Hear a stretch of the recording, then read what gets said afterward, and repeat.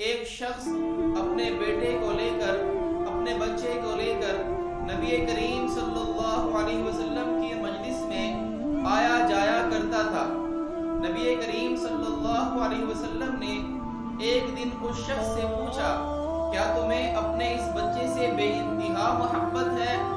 اس نے عرض کیا، جی ہاں، اور ساتھ میں اس نے دعا دی کہ اللہ تبارک و تعالی نبی کریم صلی اللہ علیہ وسلم سے اتنی محبت رکھے جتنی میں اپنے اس بیٹے سے رکھتا ہوں۔ اس کے بعد کافی سارا عرصہ گزر گیا، مگر وہ شخص اپنے بیٹے کے ساتھ نبی کریم صلی اللہ علیہ وسلم کی مجلس میں حاضر نہ ہو سکا۔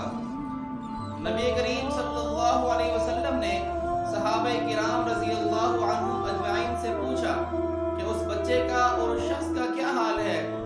تو صحابہ کرام رضوان اللہ علیہم اجمعین نے عرض کیا، یا رسول اللہ، اس بچے کا انتقال ہو گیا ہے۔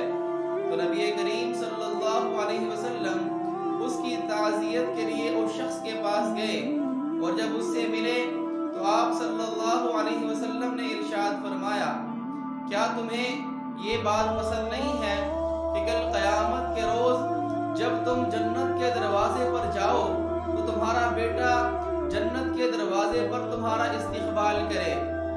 اس کے بعد یہ بات سنتے ہی صحابہ کرام رضوان اللہ علیہم اجمعین نے پوچھا، یا رسول اللہ، کیا یہ فضیلت صرف اسی والد کے لیے ہے یا تمام مسلمانوں کے لیے ہے؟ تو نبی کریم صلی اللہ علیہ وسلم نے ارشاد فرمایا، یہ فضیلت تمام مسلمانوں کے لیے ہے۔